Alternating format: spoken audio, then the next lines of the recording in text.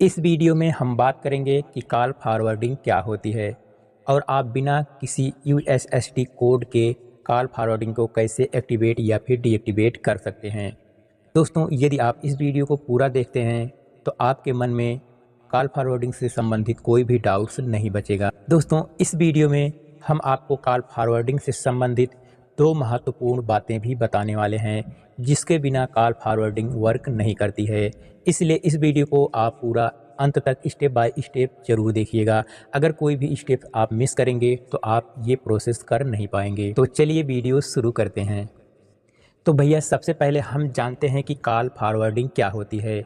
दोस्तों, यदि आपका कोई फ्रेंड आपके पास कॉल करता है और उस कॉल को आप किसी दूसरे व्यक्ति के पास या फिर किसी दूसरे फ्रेंड को आपने ट्रांसफ़र या फिर फॉरवर्ड किया है, तो वो कॉल आपके पास ना आकर के आपके उस फ्रेंड के पास चली जाएगी जिसके पास आपने कॉल को ट्रांसफ़र या फिर फॉरवर्ड किया हुआ है। तो इसको ही कॉल फॉरवर्डिंग कहते हैं। तो इसको हम एक उदाहरण के ज़रिए समझने की कोशिश करते हैं।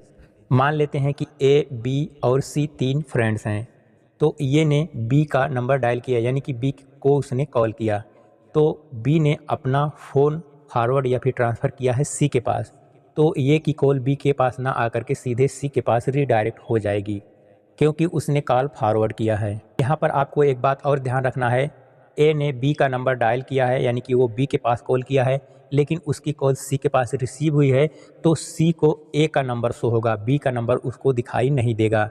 उसी प्रकार से ए को बी का नंबर दिखाई देगा, सी का नंबर उसको दिखाई नहीं देगा। अब हम चलते हैं मोबाइल की स्क्रीन पर और सेटिंग में चल के कॉल फॉरवर्डिंग के बारे में आपको बताते हैं कि आप बिना यूएसएसडी कोड डायल किए कैसे कॉल फॉरवर्डिंग की सेटिंग को एक्टिवेट डीएक्टिवेट कर सकते हैं। तो भैया, यहाँ पर सबसे पहले आपको अपने फ़ोन में डायल पैड खोल लेना है। तो जैसे मैं यहाँ पर डायल पैड खोल लिया। अब यहाँ पर आप देखेंगे कि ऊपर कोने में आपको राइट में या फिर लेफ़्ट में थ्री डॉट या फिर थ्री लाइन थ्री या फिर आपको सेटिंग का ऑप्शन दिखेगा। तो उस पर आप क्लिक कर दीजिएगा, उसके बाद सेटिंग में आ जाइएगा। जैसे आप सेटिंग में आएंगे तो यहाँ पर ढेर सारा ऑप्शन दिखेगा। तो यहाँ से आपको जाना है कॉलिंग अकाउंट्स में। कॉलिंग अकाउंट्स में जाने के बाद ऑपरेटर रिलेटेड सेटिंग में आपको जाना है और यहाँ पर आपको कॉल फॉरवर्डिंग का ऑप्शन देखने को मिल जाएगा। लेकिन दोस्तों, अलग-अलग फ़ोन में अलग-अलग नाम से होगा, लेकिन यहाँ पर कॉल फॉरवर्डिंग में ही आपको जाना है। किसी में एडिशनल सेटिंग होगा, तो किसी में अदर सेटिंग होगा। तो आपको ढूँढ लेना है, आपको कॉल सेटिंग में जाकर, यानी कि डायल पैड खोलकर कॉल सेटिंग में जाकर ही आपको ढूँढ लेना है कि कॉल फॉरवर्डिंग कहाँ है। जैसे आपको कॉल फॉरवर्डिंग मिल जाए, उसको आपको ओपन करना है। जैसे यहाँ पर मैं ओपन कर लेता हूँ। अब आपको यहाँ पर देखना है कि आपको सिम 1 या सिम 2 पर किस पर आपको सेटिंग करनी है। तो यहाँ पर मान लीजिए मैं सिम 2 पर क्लिक कर लेता हूँ। उसके बाद यहाँ पर मैं वॉइस कॉल पर क्लिक करता हूँ, यानी कि वॉइस कॉल पर मुझे यहाँ पर सेटिंग करनी है। तो यहाँ पर देखिए आपको 4 ऑप्शन देखने को मिल रहे हैं कॉल फॉरवर्डिंग से संबंधित।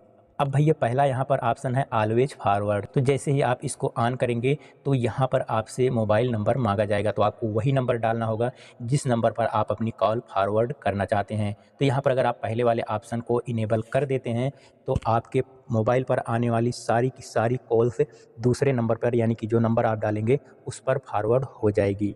उसके बाद यहाँ पर दूसरा ऑप्शन है व्हेन बिजी। अगर आप व्हेन बिजी वाला ऑप्शन इनेबल करते हैं तो यहाँ पर क्या होगा कि इसको ऑन करने से जब आप बिजी होंगे, यानी कि जब आप किसी व्यक्ति से बात कर रहे होंगे अपने फ़ोन से, उस समय अगर कोई तीसरा व्यक्ति फ़ोन करता है तो आपकी कॉल फॉरवर्ड उस समय हो जाएगी उस नंबर पर जो नंबर यहाँ आप एंटर किए रहेंगे। उसके बाद तीसरा वाला ऑप्शन है व्हेन अनआंसर्ड का, यानी कि अगर आप इसको इनेबल करते हैं, इसको ऑन करते हैं, तो आपके पास अगर कोई व्यक्ति फ़ोन करता है और आप उसके फ़ोन को रिसीव नहीं कर पाते हैं, यानी कि उसके फ़ोन को नहीं उठा पाते हैं, तो उसकी कॉल जो है पूरी घंटी बजने के बाद इस नंबर पर फॉरवर्ड हो जाएगी, यानी कि जो नंबर आप यहाँ डालेंगे उस पर तब फॉरवर्ड हो जाएगी। उसके बाद अगला, यानी कि लास्ट यहाँ पर ऑप्शन है व्हेन अनरीचेबल, यानी कि यहाँ पर अगर आप इस वाले ऑप्शन को इनेबल करते हैं, चालू करते हैं, तो आपके नंबर पर जो भी कॉल आएगी उस समय, जिस समय आप नेटवर्क से बाहर होंगे, यानी कि जब आप नेटवर्क से बाहर होंगे या फिर आपका मोबाइल बंद होगा, उस समय जितने लोग फ़ोन करेंगे वो सारी की सारी कॉल आपकी इस नंबर पर फॉरवर्ड हो जाएगी जो आप यहाँ पर डाले होंगे। तो इस प्रकार से आप अपनी ज़रूरत के हिसाब से जो आपको ज़रूरत हो उस वाली सेटिंग को यहाँ से ऑन कर सकते हैं कॉल फॉरवर्डिंग से संबंधित। तो कॉल फॉरवर्डिंग से संबंधित इतनी सारी सेटिंग्स, इतने सारे ऑप्शंस होते हैं। अब दोस्तों, हमने आपसे कहा था कि आपको कॉल फॉरवर्डिंग से संबंधित दो महत्वपूर्ण बातें बताएंगे जिसके बिना कॉल फॉरवर्डिंग वर्क नहीं करती है। तो जी हाँ दोस्तों, आपको दो बातों का हमेशा ध्यान रखना है कि कॉल फॉरवर्डिंग आप यहाँ पर इनेबल कर देंगे, लेकिन अगर आपके फ़ोन में रिचार्ज यानी कि बैलेंस नहीं होगा तो जो है कॉल फॉरवर्डिंग का जो प्रोसेस होता है वो वर्क नहीं करेगा। और दूसरी इम्पोर्टेंट बात ये है कि यदि आप कॉल फॉरवर्डिंग की कोई भी सेटिंग यहाँ पर ऑन कर लीजिए, वो आपका काम नहीं करेगा अगर आपके फ़ोन का कॉल वेटिंग सर्विस चालू है तो। आपको कॉल वेटिंग सर्विस बंद कर देनी है, उसके बाद ही कॉल फॉरवर्डिंग का सर्विस काम करेगा। तो इस बात को आप अच्छे से ध्यान रखिएगा। कॉल वेटिंग सर्विस को कैसे बंद या चालू करते हैं, इस संबंध में हमने ऑलरेडी वीडियो बनाया है, तो आप उसको भी देख सकते हैं। तो आई होप दोस्तों यहाँ पर आपको सब कुछ समझ में आ गया होगा। अगर आपका कोई भी सवाल है तो आप कमेंट कर सकते हैं या फिर आप हमें इंस्टाग्राम पर मैसेज करके तुरंत उसका रिप्लाई भी पा सकते हैं। तो ठीक है, इस वीडियो में इतना ही। मिलते हैं अगले वीडियो में। जय हिंद।